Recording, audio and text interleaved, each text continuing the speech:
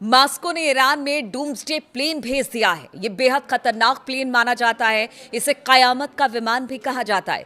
रूस ने तेहरान के इमाम खुमैनी इंटरनेशनल एयरपोर्ट पर एक टुपोलेव यानी कि TU-214PU एयरबोर्न कमांड पोस्ट भेज दिया है, जिसे अक्सर डूम्सडे प्लेन यानी कि कयामत का विमान कहा जाता है। प्लेन की तैनाती ऐसे वक्त में हुई है जब पूरे इलाके में सीज फायर टूटने के बाद ईरान के सैन्य बुनियादी ढांचे पर अमेरिका और इजराइल के हवाई हमले लगातार हो रहे हैं। इसके अलावा ईरान भी लगातार बड़े स्तर पर हमला कर रहा है, अमेरिकी एयर बेसिस को निशाना बना रहा है।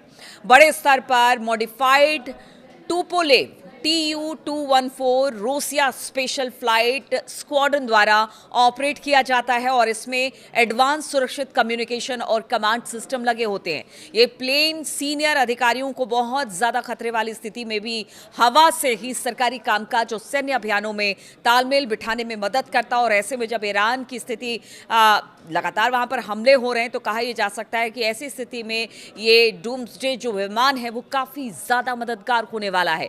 इसके आने को लेकर मॉस्को और तेहरान के बीच हाई लेवल क्राइसिस डिप्लोमेसी और मजबूत होती है।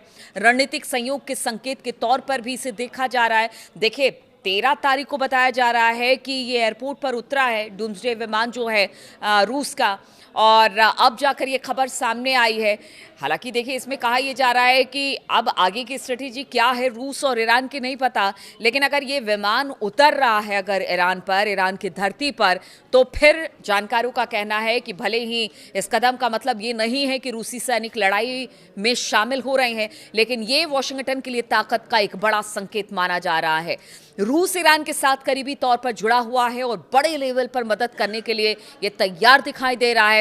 इससे पहले हमने देखा था कि हथियार हो चाहे टेक्नोलॉजी हो, हर तरीके से रूस ने ईरान की मदद की, और वो बार बार कहता भी रहा है कि जिस तरह से ईरान पर हमले अमेरिका कर रहा है वो कहीं से भी ठीक नहीं है। उसकी निंदा लगातार, चाहे वो पुतिन हो या फिर क्रेमलिन के बाकी जो बड़े नेता हैं या अधिकारी हैं, वो करते रहे हैं। ऐसे में आप समझिए कि अगर ये विमान पहुंच रहा है तो काफ़ी हद तक ये मैसेज देने की ईरान और रूस की तरफ से कोशिश है कि ईरान और रूस एक साथ खड़े हैं। अगर लड़ाई और भीषण होती है तो फिर इसके बाद दोनों मिलकर भी जवाब दे सकते हैं।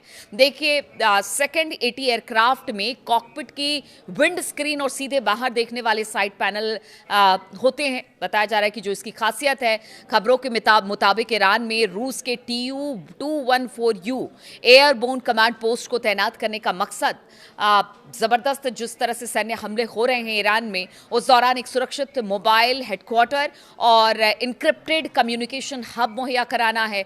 यानी कहीं ना कहीं अगर लगता है कि बहुत ज़्यादा तेहरान पर हमले हो रहे हैं तो फिर कोई ऐसी महफूज जगह जहां पर सारे कामकाज को निपटाया जा सके इस हमले के बीच में। इसलिए ये जो विमान है काफ़ी अहम माना जा रहा है रूस का।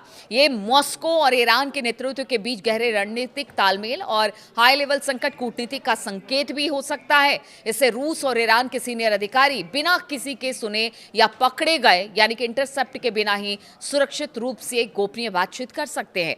ये रक्षात्मक विकल्पों में तालमेल बिठा सकता है या फिर संघर्ष के घटनाक्रम में नजर रख सकता है, यानी जिस तरह के वहां क्लैशेस हो रहे हैं उसे लेकर। यह मॉस्को के समर्थन का एक स्पष्ट प्रदर्शन है कि वो ईरान के साथ है, और इसके साथ ही क्षेत्र में हाई लेवल भागीदारी को भी दिखाता है कि अगर दुश्मन कोई भी हो, लेकिन अगर एक दोस्त है वो दोस्त के साथ खड़ा है।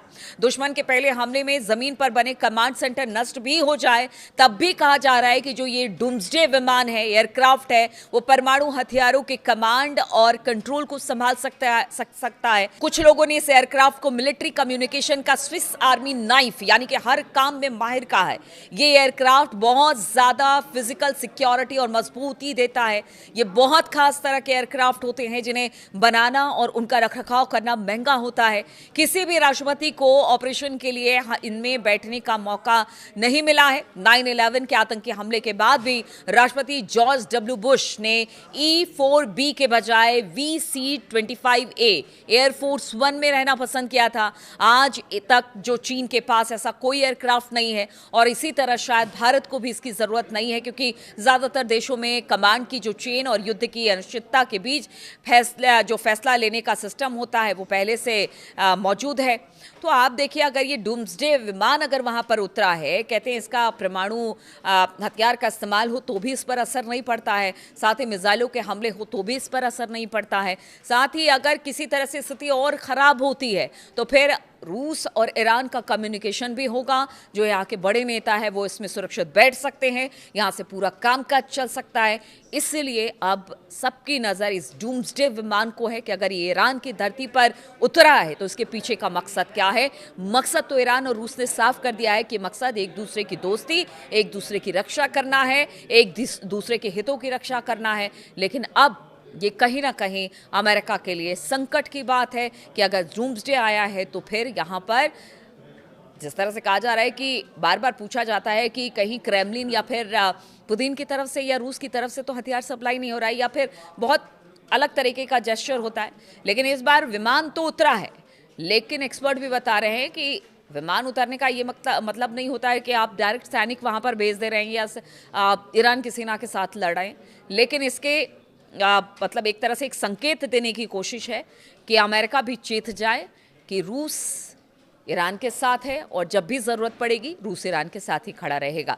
चलिए, इस वीडियो में शामिल होने के लिए बहुत बहुत आप सभी का शुक्रिया। आप क्या सोचते हैं कमेंट करके ज़रूर बताइएगा।